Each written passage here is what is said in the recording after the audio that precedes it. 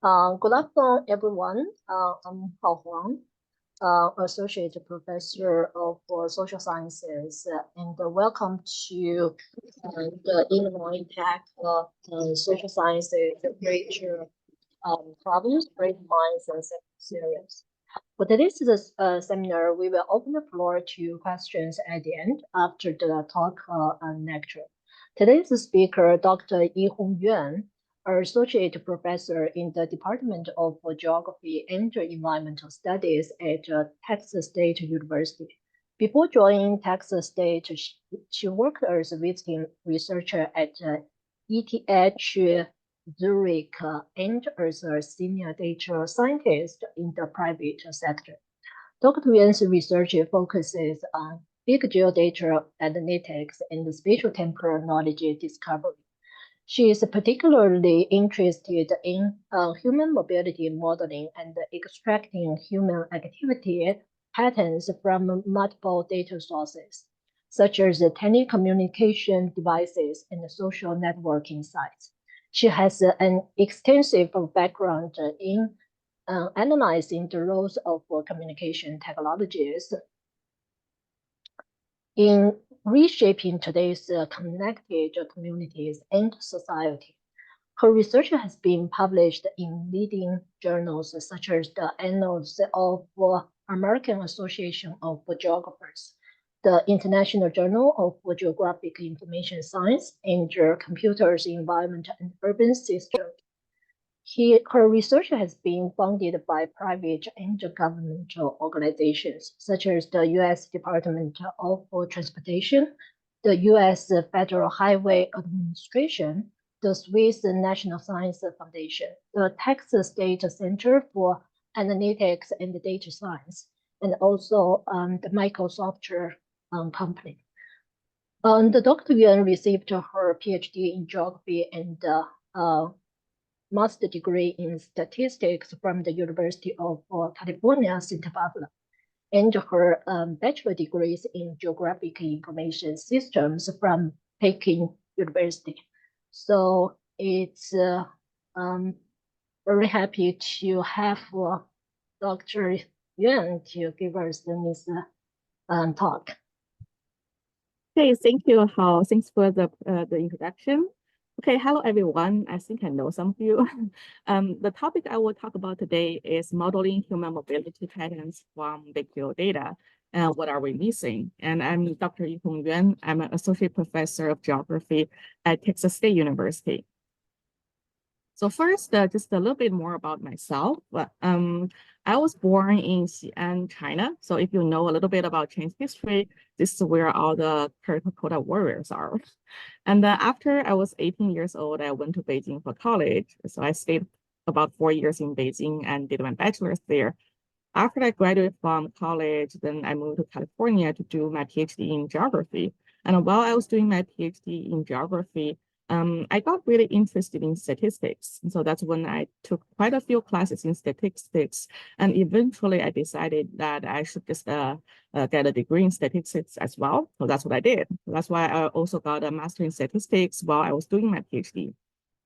And about the second year in my PhD, my advisor moved to Switzerland, and he basically went to ETH Zurich to work as a full professor there. And after I defended my proposal and advanced to candidacy, I also moved to his group to work as a visiting researcher at ETH Zurich. So that's when everything became very interesting. And so I basically took 2 years to travel around Europe, and that was the best time of my life. And after that, I went back to California and I finished my dissertation, defended my dissertation. Then I started working in the Silicon Valley in a small company. And that's when I realized that I still like doing research and I kind of still want to do research. And then I applied for a job here in Texas. And that's pretty much how I got to where I am today. So a really brief summary of that.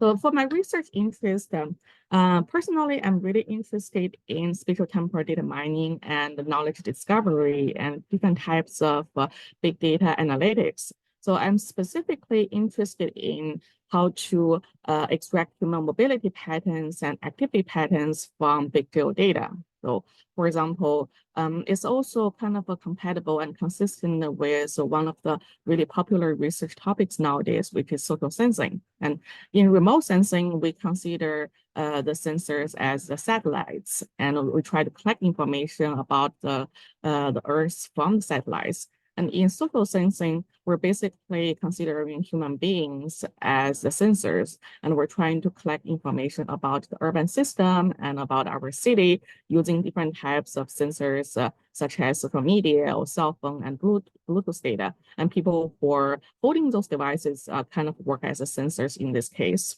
And because of the development of information and communication technologies like ICTs, we have a much greater mobility flexibility nowadays.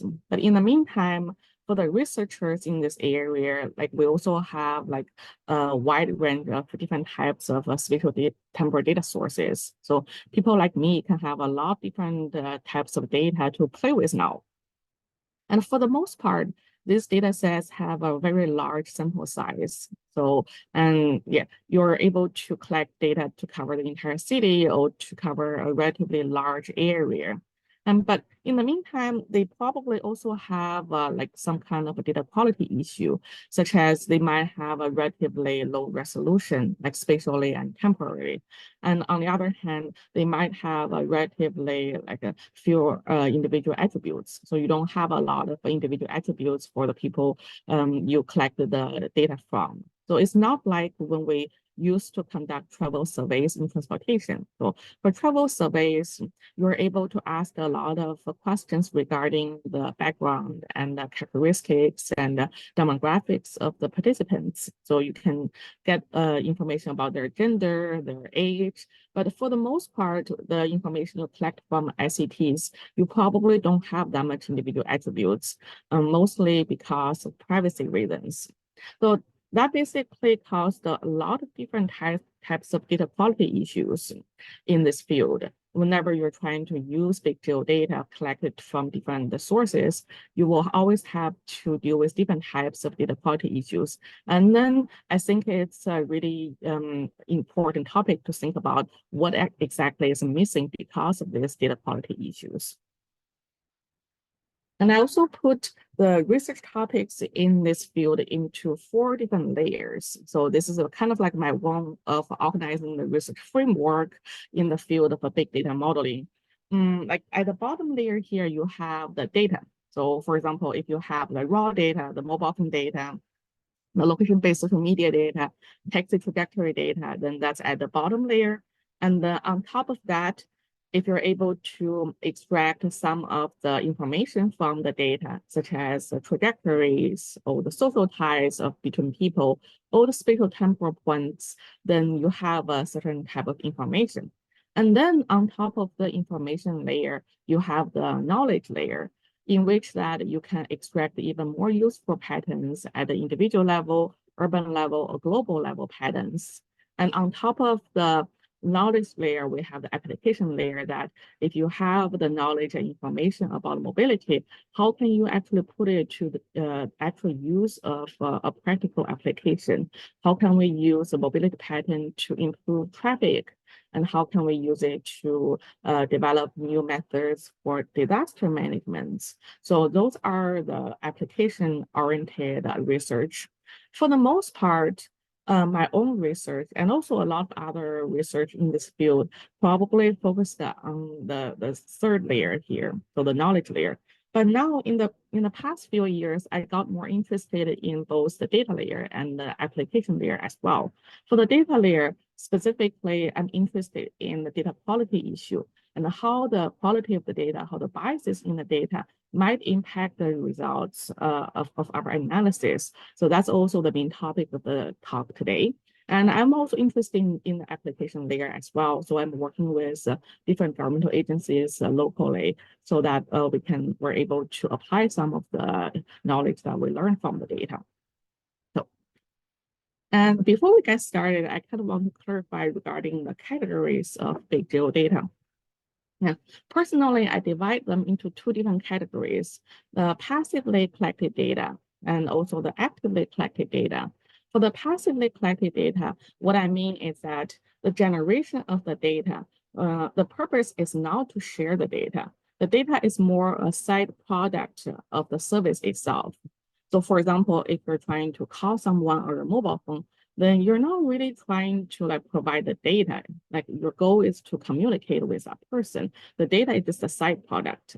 Another example, if you're taking a taxi, then your goal is to move from location A to location B. Then the GPS data generated from your trip is just a side product. But there is another type of data which the generation of the data has a purpose of sharing the data. So for example, if you have some crowdsourced information or some information you post on social media, the reason why those data exist is because people want to share the data. So there are some differences in terms of demographic groups and the people who will be involved in the different types of the data sets here, depending on if it's passively collected or actively collected. Then I'll show you some examples later. So we're not able to go through all of the data sets, but hopefully I can give you some examples to answer the question here, which is what is missing in big data enabled human mobility studies?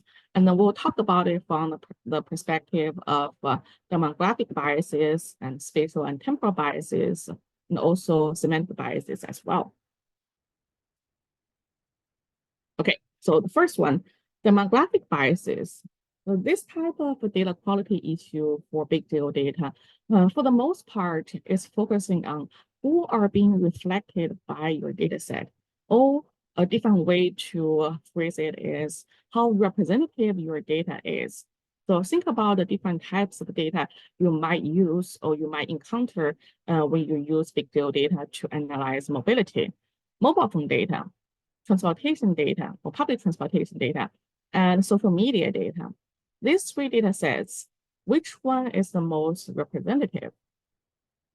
So this is probably different in different countries, but for the most part, you can probably kind of determine that mobile phone data is probably the most representative out of the three, because in most of the developed countries, you probably have over 60, probably over even 80% of usage of mobile phones among the entire population.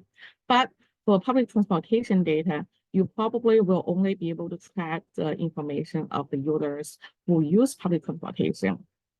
And then for social media data, it's even a smaller group of users you will be able to target, because this is only targeting users who like to use social media. And then this has to be a certain type of people who would like to share and who is very into new technologies and like to use those platforms. So if you have someone like my 80-year-old grandma, actually she's over 80-year-old, since she is now 85, she never uses the internet and she doesn't know how to use a smartphone. So it's going to be really hard to track her like social media existence because she doesn't really exist on social media. But she does have a really, really old phone that she used to call my dad like once a week. So that then goes to our second point here is, even if a person is being represented on this type of data, then the frequency of using these services will also impact on how much the data is representing their behavior. So for someone who likes to make a lot of phone calls, then naturally your data set will probably track a lot of information from that person. But if someone only makes one phone call every week, then you have very little information about this person. So I also use my grandma as an example that pretty much the only one she calls is my dad, and she calls my dad once a week. And that's the only information you will get from her if you use mobile phone data to track her mobility behavior. So we have to be really careful with who are being reflected by our data and who are being represented by the data. And then I'll give you a few more examples here, because personally, I think I'm trying to understand the social, economic, and demographic background of different user groups being reflected by different data sets is very interesting. So, for example, I know that there are studies that reflected that Pinterest, so which is also a social media site here in the US, Pinterest is mostly used for like collecting design ideas, and if you have some kind of a lifestyle project going on, like remodeling project, you want to collect pictures and ideas of what other people have done. If you have like wedding to plan and you want to see the flower arrangement, you want to see like the decoration, like those kind of things, then that's what Pinterest is used for. And there are studies showing that Pinterest is particularly attractive to women who are between ages 25 and 34 with an average household income of over 100,000. So, which means that if you're trying to use any information to track people's mobility pattern and behavior from a website like Pinterest, then you're only getting a very small like segment of the entire population. And the picture here on the right, though this figure, this is from a study we did based on social media site Weibo in China. So Weibo is the microblogging site in China that's functionally similar to Twitter. So for Weibo data, basically, what we did was we were trying to see if there is a difference in terms of the age representations in different provinces in China. And we analyzed the distribution of the senior people. By senior here, we define them as people who are over 60 years old, their existence on Weibo in different provinces. And the color here shows how represented they are. The higher the number is, the lower the representation is in that province. So the lower the color and the number is, the better the representation of senior people are in that province on Weibo. So we can see that there is a significantly clustered spatial pattern of senior underrepresentation on Weibo. So, which is very interesting because this comes to our next question that, and we probably can all admit that no data is perfect. So we don't have any data set that has no issue at all. And then can we actually still use those data sets that are not perfect, that has demographic biases? My personal opinion is, even if we have data that is not a random sample, that is not like a representative of the entire population, if we know which research questions to ask and try to answer from those data sets, we can still use them. So for example, if you know that your data set is targeting a specific demographic group, like women or men, or like people of a certain age, and if your goal is to understand the mobility pattern of people in that demographic group, then there's nothing wrong with using the data. And also, for some of the research questions, such as if you have like outlier patterns or spatial like clusters in a city during a musical festival, then you can probably collect enough data from social media. But if you're trying to answer a question that's more like accurate, such as what is the average number of people being impacted by Hurricane Harvey in each of the county, then you probably shouldn't use like a data set from social media because it's impossible to capture all the people who have been impacted, and it's just not very accurate. So the point here is you need to know which question to ask. So that's with the demographic bias. And then the next thing that I want to show you in terms of the biases is the spatial and temporal biases that can cause some kind of inconsistency and problem in your research results. So first, one thing that we have seen a lot is the spatial sampling biases in like different types of data. So the figure here on the right, this is from another study that we did before. And you can see what we used in this study was Twitter data. So we were trying to model the distribution of Twitter, the tweets in Austin. So, and then we also normalized the density of tweets by population density. So you don't have to worry about normalization of the data. And then you can see that the distribution of the tweets, at least the spatial distribution, is very uneven in the city. So, and you, for the vast majority of the census block groups here, you don't really have a lot of information, but some of the small polygons actually have a really high density of tweets. So, which means that people really like to post on Twitter when they're at that location. So, and then one of them is this red polygon here. If you're not familiar with Austin, this is where the 6th Street is. So the 6th Street is a neighborhood in Austin that has a lot of bars and nightclubs. So basically a lot of shenanigans going on there. And then another polygon that has a lot of twists coming from is this large yellow polygon, like on the right here. And this is where the airport is. So, and then people would like to kind of talk about what they are doing in Austin, or if they're leaving Austin and while they're at the airport. So this kind of gives you an idea of if you're trying to model the mobility patterns of people in Austin using Twitter data, then you're not really modeling the patterns of the residents. So you're missing out on the vast majority of residents. The only people you're probably trying to model here are the people who are having fun on the 6th Street or having too much fun on the 6th Street, and the people who are either leaving Austin or arriving at Austin in the airport. So this is another example that shows the highly imbalanced spatial distribution of social media data in this case. Another type of spatial bias is we have seen before. I don't know if I should call it spatial bias, but it's definitely a type of data quality issue for spatial data, which is spatial resolution. So this has caused a lot of problems for like analyzing data from different types of big field data, mostly because those type of data, for the most part, many times they're point data. If you have point data to represent the locations of people or the locations of visiting certain type of places, then if you're trying to make sense of point data, a lot of times you'll have to aggregate the data.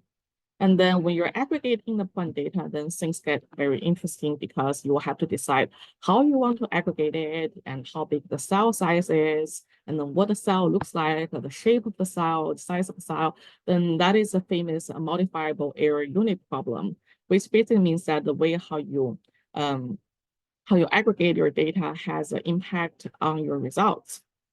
And one example is a call detail records data. And for call detail records data, it's basically tracking your phone calls and your text messages. Whenever you make a phone call, or if you receive a phone call or text someone or receive a text, then there will be a record in the CDR data. And for CDR data, it's not that accurate from the resolution perspective because it doesn't really have a specific location of the user. It only has the location of the cell tower you connect to while you receive that phone call or make that phone call. So as you can imagine that the locations are basically just the locations of the towers. And if you want to aggregate the number of phone calls or something, you're basically aggregating a bunch of points that are at the same location as the cell phone towers. And then you'll probably have to decide on how I want to aggregate it. If you use a regularly shaped cell, then you'll end up having a lot of like grids without any data. So in this case, probably the Python polygon probably makes more sense. So that's also what we did when we were using Python data. But as you can imagine that for Python polygons, then you will have really small polygons for the places with a high density of cell phone towers. But when you move to the suburban area without a lot of cell phone towers, then the polygons will become really large. So the spatial resolution of your data is really inconsistent across the entire study area. So that's a really common issue for big field data that you need to be very careful about. And we actually did a similar research to address this issue recently. So this is a study that was mostly done by one of my PhD students, Kang. So this was part of his PhD dissertation. And we will submit this, hopefully we'll submit this in the next few weeks if I don't procrastinate anymore. So anyways, so what we did here was we were trying to see how we can aggregate points when we calculate activity spaces, and how does the aggregation of points impact the different metrics or different indicators of activity spaces. So first, what is activity space? If you're not familiar with activity space and analysis and study, it's fine. It's a really simple and a really easy to explain concept. Activity space is just the area that you conduct your daily activities in. And you can imagine that people will have a very different activity spaces depending on where you want to go and how active you are and how large your daily commute range is. So for most people, you will have some anchor points in your activity space, such as your home location and then your workplace. Those are probably the two most important anchor points in your activity space. And on top of that, you will have probably other places you will regularly visit, such as your friend's place that you always go to on Friday for poker night, and the grocery store you always like to go to, the movie theater, like all those places you like to go to, they form your activity space. But when calculating the activity space, there is a one issue that I feel like a lot of the studies were touching upon, but didn't really give a solution, which is how you can actually aggregate the points, or how you can determine if 2 points are two separate locations, or if they're too close that you should actually consider them as one location. So that's one thing that hasn't been done a lot or touched upon a lot in previous studies. So for example, I'll just give you a couple examples by what I mean.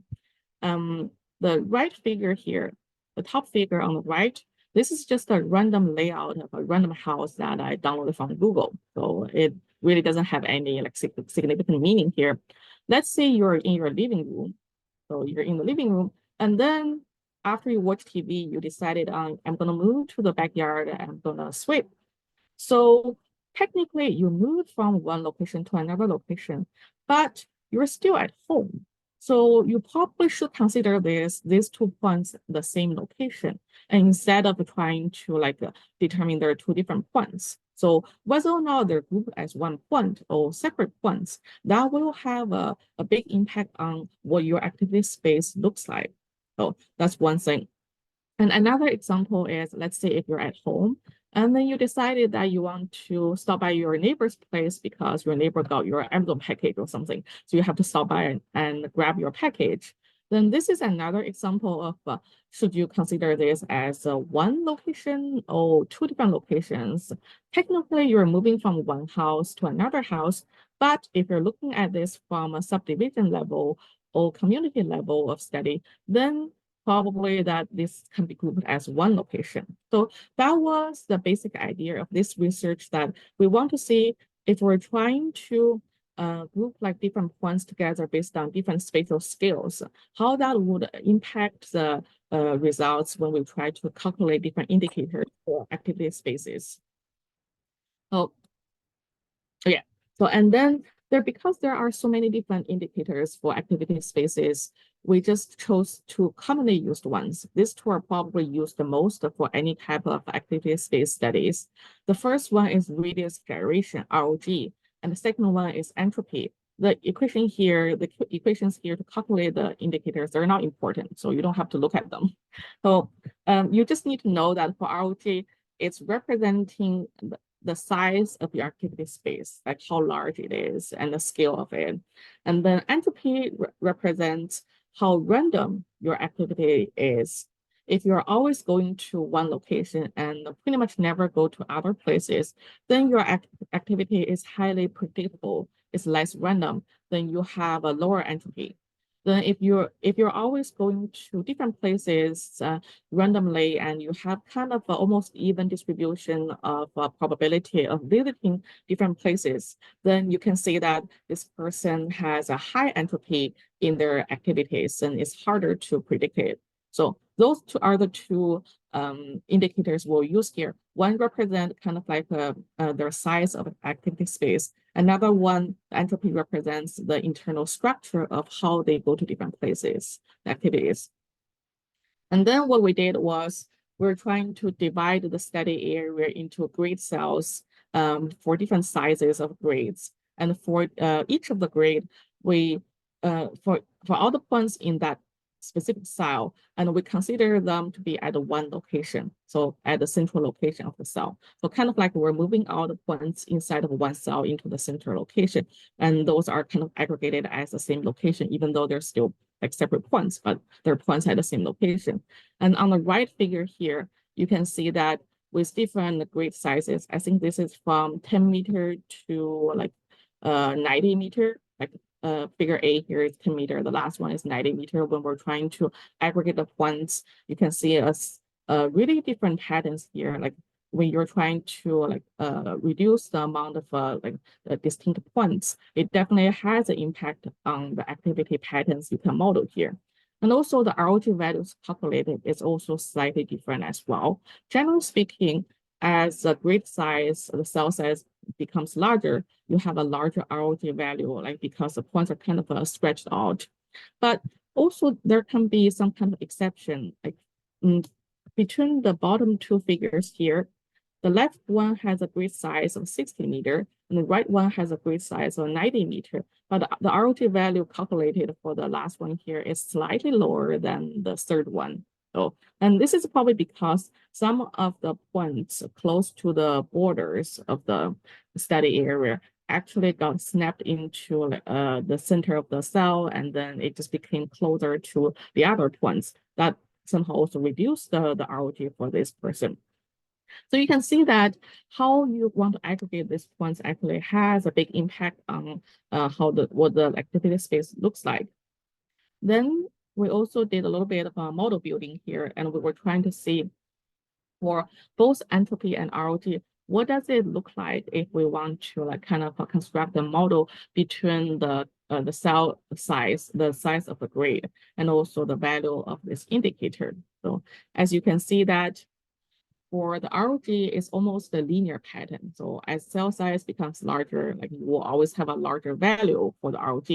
And then for the entropy, it shows something closer to probably an exponential decay function here, which also makes sense because if your cell size is really large and if it's extremely large that it covers the entire study area, then you will have all the points inside of one cell and they're all considered as points at the same location, then your entropy will be zero. So, and it will just drop to zero. So that's something that I think is very useful for people when they're trying to decide what kind of cell size I want to use if I want to conduct this kind of research. And there's really no one true answer for the optimal cell size here. It's kind of like whenever you're trying to do clustering analysis, and then you always have to determine, like for the most part, you have to determine how many clusters you want. And then the choice of the clusters a lot of times is depending on specific situation of the data and the application. So in this case, it's the same idea that the cell size you want to choose here, probably it depends on the scale of the analysis you want to conduct. If you want to do a building level analysis, you probably should choose like a size that's corresponding to the average building size. If you want to do a community level analysis or subdivision level analysis, then the cell size will be different. And the result is just showing you that there is a really substantial change of the activity spaces if you choose different cell sizes to aggregate your points. So, and yeah, as I said, this is actually not published yet. We're going to submit this really soon. Okay, so another example I want to show you that's related to the spatial resolution is based on cell phone data. And this is slightly from the previous one because in this example, I kind of want to show you that if sometimes you have data that has a relatively low spatial resolution and it's not perfect, you probably have to develop new methods to deal with the data, and which is not the end of the world, and it can be interesting as well. And in this study, we did this quite a few years ago. So this was almost 10 years ago. What we did was we used mobile phone data from China and to analyze people's trajectory patterns. And we wanted to measure the similarities between trajectories. But because the data we used here were call detailed records data, remember previously I mentioned that call detailed records data, you will have the cell phone tower locations for each of the record so that you don't really have the specific location of the user. You only have the location of the cell towers. So in this case, the trajectories extracted from mobile phone records, then it looks like a sequence of cell IDs here. For example, if I have 4 different cell towers here, then the location will, the trajectory will probably look something like P1, P2, P3, P4, P1 if you're moving between different cells here. And this looks a lot like a string. And because it looks like a string, a lot of the methods that were developed in computer science to measure the similarity between strings can also be adopted here, but we need to revise it a little bit. So, and the one we chose to revise was edit distance. So edit distance, if you're not familiar with what edit distance is, it's the algorithm Microsoft Word or any type of word processing software uses to deal with typos. If you have a typo and it's trying to autocorrect it for you, then they will apply edit distance to compare the similarity between the word you typed and the word in their dictionary. So that's what edit distance is. And it's measuring the number of operations when you're trying to convert one string to another string. And when I say the number of operations, I mean the number of operations include insertion, deletion, and replacement. So an example here is if you're trying to convert AB to A, then your edit distance will be 1 because you only have to delete B. So AB will be converted to A. And then if you want to convert AB to ABCD, then your edit distance here is 2 because you have to add C and D. So that's how simple it is. And we use edit distance to try to measure the similarities between the trajectories extracted from mobile phone data. But the difference here is we actually modified edit distance to also consider the locations of the cell phone towers. So what we did was we just changed their cost function, and then each of the operation has a different cost value considering the locations of the points. If you're trying to delete a point that's far away from the center, then we have a bigger cost. I didn't really put the equations for the cost functions here because they're really long, and I'm pretty sure no one wants to read those equations. So if you're interested in it, feel free to reach out to me after the lecture. I can send you the paper, but I didn't really put the mathematical equation here. And then we were able to identify similar users and also outlier users based on the algorithm we revised from the traditional edit distance. And we extracted some very interesting patterns. You can see on the right one here, these two users show a very similar pattern. Like you can see that they're basically moving from home, work. It's just on day 3, probably one of them stayed at home, didn't go to work or something. And then in the bottom figure here, this is a user that we extracted that was considered an outlier user because he was not similar to any of the other sample points we have. And you can see that some of the points he had was outside of the study area. So we consider him an outlier. And this is basically telling us that if you have data that is not perfect with relatively low spatial resolution, you probably have to use different strategies to deal with this kind of data. And this is an example of that. And we can have also different types of applications based on this algorithm, such as if you want to develop a new social networking app, then this can be really useful to recommend friends to people if they follow very similar trajectories. And then if you have like a smart routing service to develop a new route for your public transportation in the city, then you probably want to know where are the trajectories, where are people moving, and what are the groups of the mobility patterns. So this is another example. And then in addition to the spatial resolution and other type of biases, spatial accuracy of big field data is also a big problem here. And the accuracy issue can be caused by like many different reasons, such as if your device is not very accurate when you're trying to log the information. We know that GPS devices can be impacted by the cloud coverage, the weather, and other factors. But in the meantime, there are also other reasons that can contribute into the spatial accuracy of the data. And this picture here, this was taken from a study completed by a colleague of mine, Dr. Edwin Chow. So Dr. Chow and his students, they were working on like collecting social media posts related to Hurricane Harvey. And then they realized that a lot of the posts related to the hurricane had pictures attached to them. And they also had geolocations attached to them as well. And then they realized that a lot of times the locations attached to the post were not really the location shown on the picture. So there is this kind of like a mismatch, and you can call it a spatial error between the actual location that this picture is reflecting as as opposed to the location where the post was being generated. So, and then they realized that for the off-sync posts they extracted, all the posts have an average spatial error of over 5 kilometers, which is a pretty big error here. So it shows that we have to be extra cautious if we have to use this kind of data to analyze the spatial distributions. Okay, so yeah, in addition to the spatial biases, I also want to kind of highlight some of the temporal biases that I think are kind of interesting. So, and one study we did before was we were comparing the 24-hour curves that shows intensity of activities from 2 different data sets. One is Twitter data, the same Twitter data set I explained before, and another one is Bluetooth data. So because the Austin government actually installed Bluetooth receivers along all the major roads and also along the freeways as well. So if you're driving in Austin, then you have any kind of Bluetooth devices on, then your location will be tracked. And they even publish that information. So I can show you what it looks like. Okay. So this is an example of the Bluetooth record they publish online.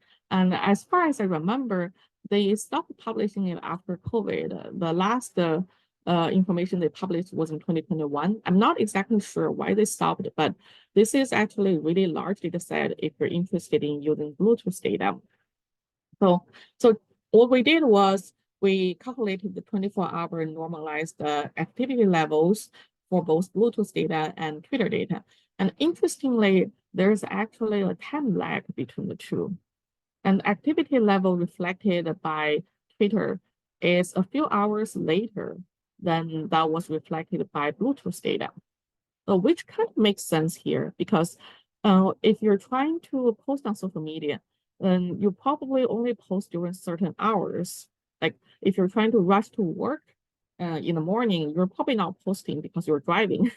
And then when you got to office and you had your first cup of coffee, and then you decided that you're gonna start surfing on the internet and check social media, that's probably when you will post something. So that explains this 2 to 3 hour time lag between the two data sets. But it also gives us kind of a warning of if you want to use social media to track people's mobility patterns, it's probably not a very accurate reflection of their physical movement. So, and as shown in this figure here. And another similar study we did many years ago was we plotted the 24-hour call intensity for 3 countries. So we were collaborating with researchers from China and Estonia and France. And we had cell phone data from 3 countries. And then you can see that the 24-hour curve from the 3 countries to show the call intensity is actually really different.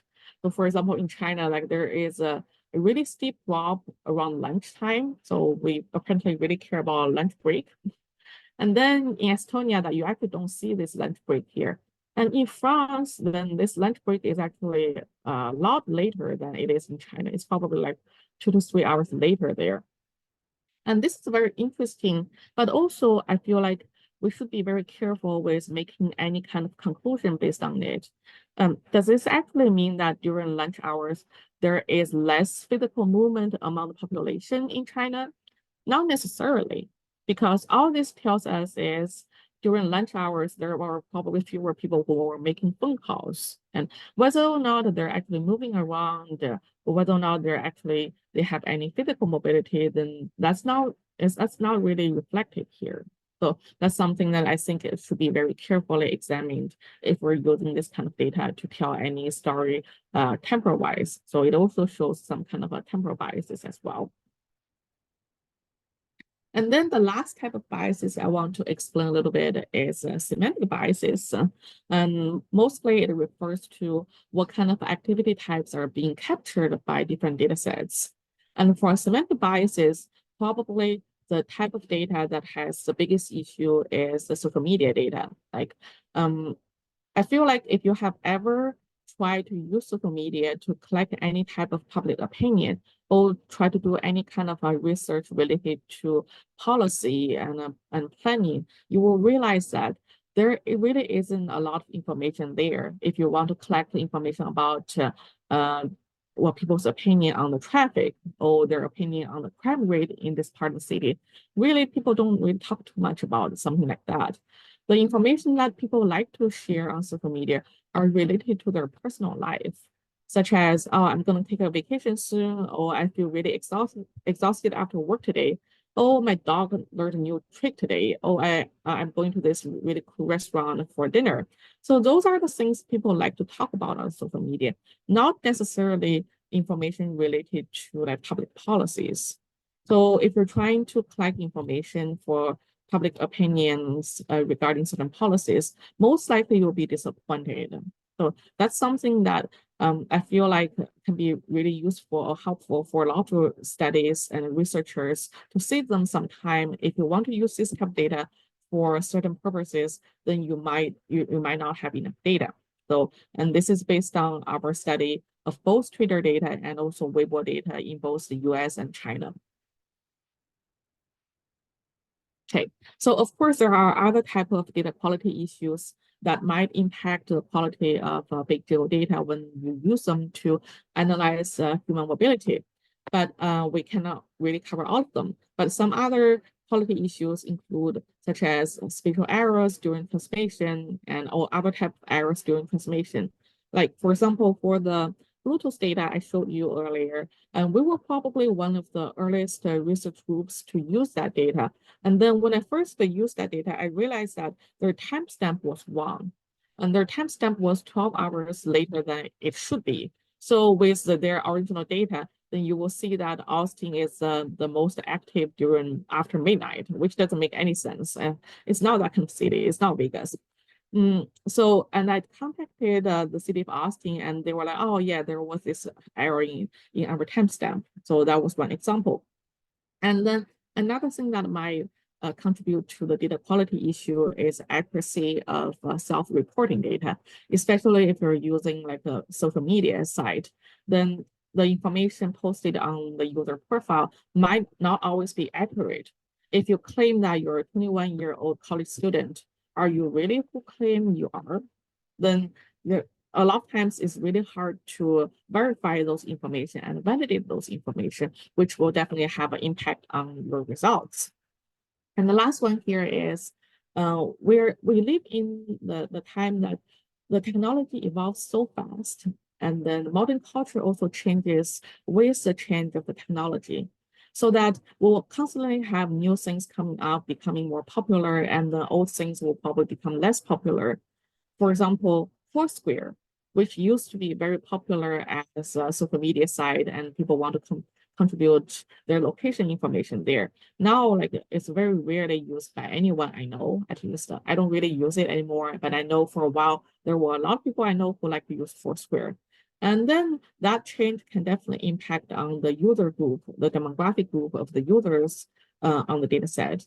So if you're trying to use a data set that's not very current and it's from a platform that's not popular anymore, then that will probably have an impact on your results as well.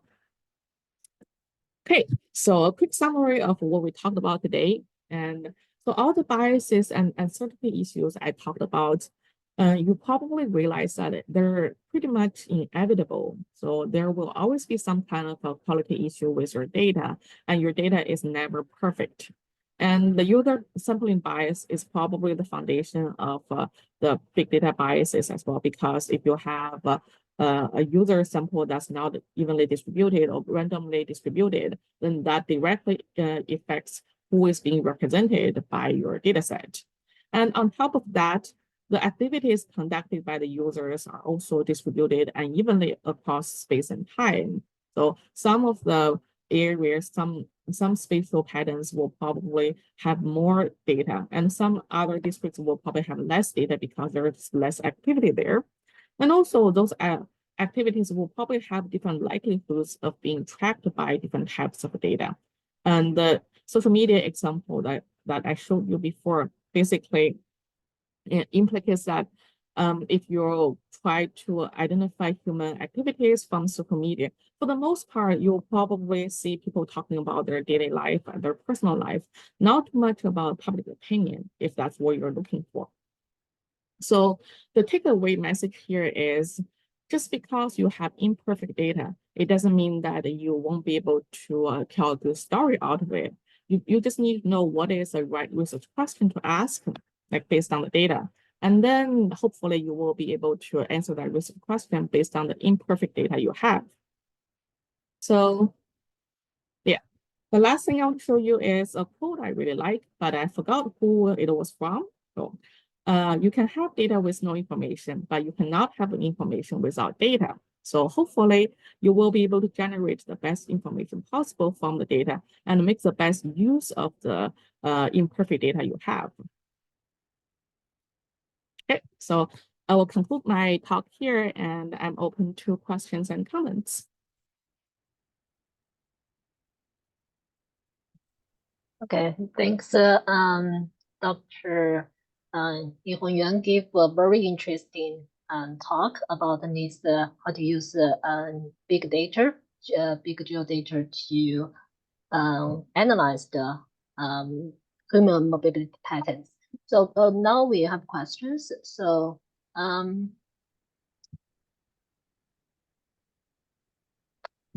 Ping, do you have questions? Yeah, thanks for Dr. Yuan's really great presentation. Especially for the entropy and the ROG research.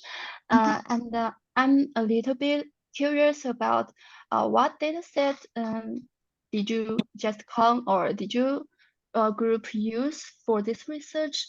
Is for cell phone data or something like that? Oh, for that one, we used the Weibo data we collected many years ago. So, but I think for that particular research, we probably didn't even have to use real data. If you use simulated data, it will probably be able to prove the point as well. But we used the Weibo data for it. Yeah. Oh, yeah, that makes sense. And because I'm also wondering, like some of data indeed have some bias, like for example, one people may have two Weibo account and maybe there are some errors. Yeah.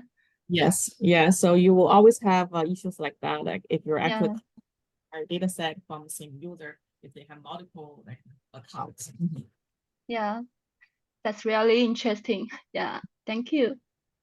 Thank you for the questions. So one question I have, actually you mentioned the spatial errors, so which is could be actually is more than 5,000 meters. So I'm wondering how actually that kind of error is account for the percentage in terms of percentage, or is it just a very outlined cases, or actually is kind of common cases? That's a great question. So for that specific research, if I remember correctly, the 5 kilometer was the average number, and they basically calculated in terms of the distance. So there are definitely cases that the error was more than 5 kilometers, and there are cases that the error was lower than 5 kilometers. So I think it was close to the average, if I remember correctly. So how that could be related when you say the sequence of the tower, the cell tower ID? So it also, what's the like overlap areas and what happens for the gap areas? Okay. Okay, in terms of the overlap here, those two are based on two different types of data. So the spatial error part, that one was based on social media data. And then it's just the GPS location that users attach to their post.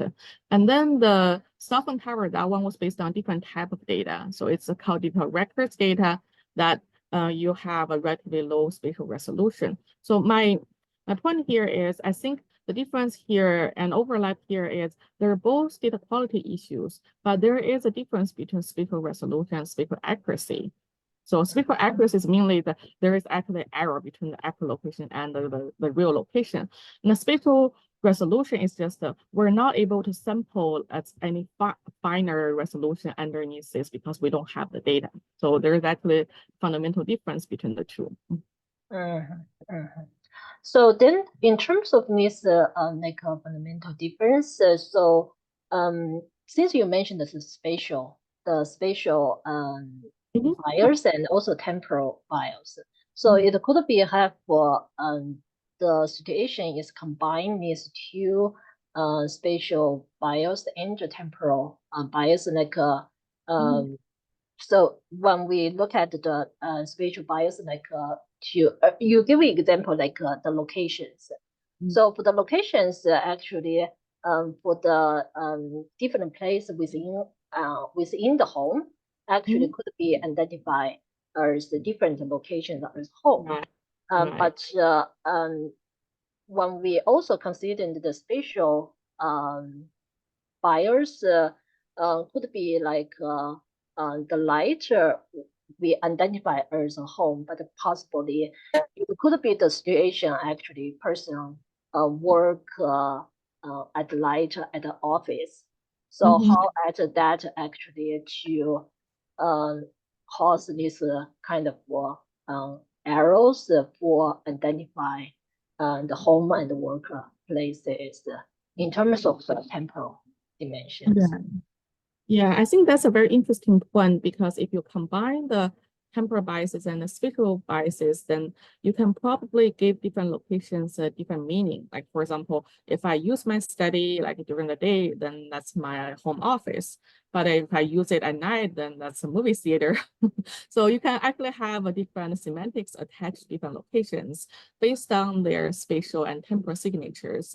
We haven't done too much on this part yet, but I think that's a really good research idea that we can probably explore more in the future. Yeah. Okay, so Yihong. Hi, Dorian. Thanks for the great talk, interesting talk. So, as you mentioned that there's like a bias and you need to control the quality of the data, and also like usually like when you deal with this data, also big data like for a given cities. So I wonder if I want to do a study like for many cities, like for entire like cities in US or the many cities in globally, there's even bigger data like what's your practical suggestions like in deal with this case if many data, many cities? Yeah, that's an interesting question. So my suggestion would probably be if you're looking at multiple cities, then probably you want to focus on if you're trying to identify differences or if you're trying to identify similarities or both. So for example, if you're trying to build like a model between like the demographics and their mobility patterns in different cities, then are you trying to look for something that's similar in all the cities, or if you're trying to look for like the differences in all the cities? Because in different cities, you probably also see that they probably have a slightly different city structure, sometimes a very different city structure that might impact your results as well. So, there was one thing that I didn't really see because I forgot to say. I can show you in one of the previous research that, in this one thing I didn't mention here is we actually did this research for 3 different cities. And even though you can see a very similar trend in the 3 cities, like for ROG, they're all increasing almost a linear pattern, but there are still like a very small, like minor differences in terms of their model parameters. Like for example, their like X and Y coefficients are like different in different cities. This probably has something to do with the size of the city and also the internal structures of the city. And I haven't decided on how to explain this part yet, but this probably can be something that is useful for your question, that if you're trying to analyze it for multiple cities, like global wise, then you probably want to emphasize the differences and also the similarities in this case. And also for the spatial biases, it probably will manifest itself differently in different cities. Okay, so kind of like do some classification of the cities into different types, maybe, right? Yeah, that'll be very interesting as well. Yeah. Okay, great, thanks. So the other question is in terms of since you mentioned it's mainly about like the bias, so which means when we use this bigger geodata, how representative they can be. So it's very interesting. You show the map is from the China's Weibo map. Actually, it's kind of before I thought this representative may related to like economic or any social or cultural, but based on the map you are showing, it's kind of I kind of cannot generalize how what factors actually is related to this representation. Could you give some of your thoughts about what could be the reasons actually causing these representations? Yes. So that is really interesting question because I remember I was asked the same question once before. So for that question, so I will agree with you that you actually can now see like a really clear pattern like related to the economic factors of different provinces. So the only thing you can probably see from that map is there is like a spatial autocorrelation pattern. So the provinces that are close to each other kind of have the same level of representation of seniors. So that's why I feel like in order to answer this question, it probably requires probably a more complete social study regarding like the access to the internet from like different communities and even like the whether or not they're building new retirement facilities in the city that facilitated people's use of the internet, like that probably will also contribute to that factor as well. But we didn't really have that data. And also I'm not really very good at with social studies. So that's why I feel like the goal of that study is to show that there is this pattern, and I think it's interesting. And also it provides kind of like a starting point for sociologists and also for people who are into like social studies to look into what kind of studies you can design based on this pattern and what are the possible factors that might impact it. So, but I agree with you that it was very interesting and it doesn't show a very clear pattern. Yeah, which is actually very interesting to related to following. You talk about the semantic bias, like for different topics made some like bias. So how do you feel, or what's your thoughts about like for these different topics actually? It's because you mentioned that for China, it's more like talks about like the personal life, and if we like look at the tutor data, probably has a lot of talking about these politics or the public things appearance. So how do you see like first these differences is related to the representation and also yeah, so what's your thought is related to this representation? Yeah, great question. When we were doing that research, we actually also did it for Twitter data as well. So we compared the two data sets. And yes, definitely there were way more discussions regarding politics on Twitter. So especially during election time, and people like to talk about it. So, but that's pretty much, I wouldn't say the only, but one of the major things that's being talked on Twitter that's not about your personal life. I feel like, for example, we were trying to collect information regarding to traffic on Twitter. And then we were only able to get like a few hundred tweets related to traffic. And those tweets were almost all posted from like an official account that's like an agency that tracks traffic, not even from like an individual account. So, and I was really surprised when I saw that. I was like, huh, interesting. People, I guess really people don't really talk about this on Twitter. So, and we also had one student before, and I think she already graduated. She was trying to mine some crime-related data on Twitter. So she wanted to do some research. And then she realized that it's actually really hard to get any crime-related data on Twitter as well, because people don't talk about it. And it's not really discussed a lot on Twitter. So I will probably say that there's definitely this distinction and differences between different countries and different culture in terms of what people like to talk about on social media. But also there seems to be this similarity that probably people still like to talk about their personal life the most. And also because maybe because of political Right. background. So Right. it's a kind of there is some like restrictions about what you can talk on the Weibo these systems. So then in terms of this different actually, you mentioned like we have the passive there's the passively connected data, and also this social media actually is actively connected data. So I think you mentioned when your conclusion you mentioned actually for this data, we definitely have great value to use this data, but we have for this also have these some disadvantages of these different data. So how do you see in terms of passive connected data and active connected data, how they may can combine with the traditional data to actually have overcome the disadvantages of this big geodata?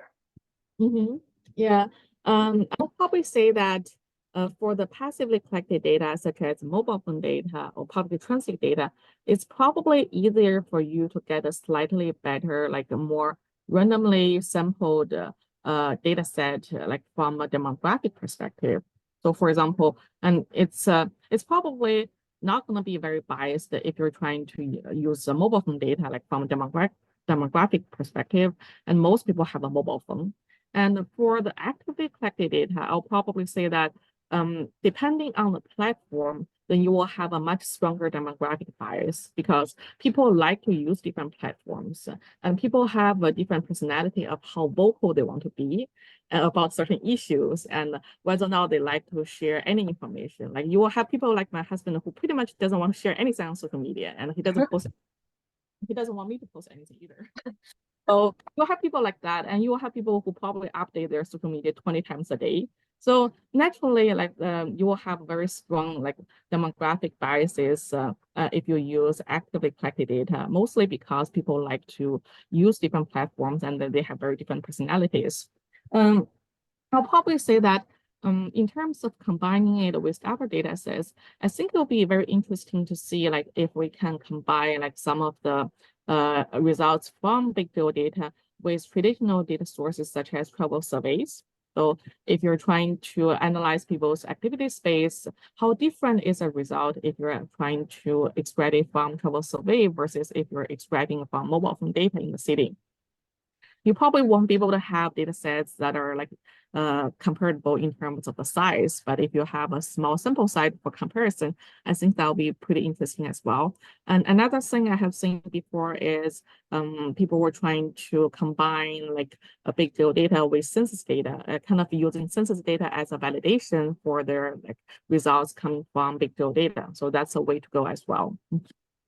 So yeah, if I feel if it can be combined with census data, then will be very useful. So for that part, how do you see? Because for the passive data, actually, as you mentioned, the demographic actually is we wouldn't say can identify, but will have much more accurate information than like the social media. So which means which you see is can more combined with the survey and combined with the sensors for the different types, because for the social media it seems that they have much less reliable information about the demographics. So how could be these can combine with sensors or survey data? I would probably say that one way to do it is if you know that you have a very like imbalanced data set on social media for different demographic groups, and then you also have the census data regarding demographic groups in that area, you can do a resampling, like stratified resampling of your data. So for example, if in this area, the percentage of a female versus a male is like 45 versus 55, and then on your social media side or in other data sets you have, it's not that percentage, it's not consistent with your census data, then you can probably just resample your data based on census data. That's one way to do. Okay. So which means it's more still more depends on the topics. Yes. What topics, and also for the different platforms. Yes. So currently, do you already have some like information about what platforms actually is what population is more represented? So then we can use for that. Yeah. I think that is mostly published by the company that owns the platform. A lot of them publish the data. Like for example, Weibo used to publish like their yearly data of here is the profile of our users in the past year, and they used to have that data. And then I remember when we were analyzing the Weibo data, we found out that there were way more female users who like to check in their location. So we didn't really have more female. There are more male users on Weibo, but female users were way more likely to post their location information for some reason. So it was very interesting. Oh, okay. So, And, so, yeah. so which means that in that case, if we have some like topics, if related to locations, then actually the females will be more represented. Yeah, you'll probably get more female users, but their demographics information that's self-identified. So there is also like the accuracy issue of were they telling the truth or not, or if this is just someone who self-reported it as female, but actually is male on social media. Okay. Then how much percentage you think like the bot this kind of account will be a factor this representation or analysis results? Great question. I don't know. I don't know what is the percentage of people who are actually telling the truth on social media about their demographics. But my guess is probably the vast majority were probably still accurate, at least based on some previous study I read before. They were trying to do some pilot study like for like some of the social media sites. So it should be like, I wouldn't say it's 100% accurate, but it's still data that's usable. So. But I don't really have the accurate number of what is the percentage of users who lied about their gender on social media. But you just now you mentioned like a Weibo, they publish the yearly information about their profile. So it's also have all the other social media company also publish this information. So as well, so which means it's possible for this data use the big geodata could be combined with the business data for these companies they publish. Yes, exactly. And this business data currently is commonly available, public available, or actually you need some way to access for this information? For the aggregated data, a lot of them actually publish this data, like for example, at the end of the year or the beginning of the next year, they publish like a white paper about their user profile or something. That's what Weibo did before. So a lot of the information will actually public, especially if it's just aggregated a number of people, not like specific individual information. Oh, okay. So which means they give you is the aggregated data, but and also for this aggregated, do you know how they actually aggregated this data, or they will give you detailed information about how they aggregate or? Not so much. Pretty much what they did was they just gave you a number of, currently we have this number of active users on our platform, and out of the active users, a certain percentage is female, a certain percentage is a male, and a certain percentage is at this age group or something. So they pretty much just give you a number based on the profile information user self-reported. Okay, so did you actually compare this data with the census data or other data for this profile data, like for certain areas? like compare this with the sensors? Yes, we did it for the Weibo data, and it's nothing like the census data. It's totally different from the census data. So the census data, for example, the census data, even though I think now in China you have slightly more males than female in China, like for different provinces, but the discrepancy is not like huge. But if you're extracting it from Weibo data, if I remember correctly, then there were almost like twice as much like males on Weibo compared to females. So it's nothing like the census data. Oh, okay. Okay. Thank you so much to give this great talk. So usually we give a applause to the first again. Thank you so much for excellent talk, and also for the questions from the participants. Mhm.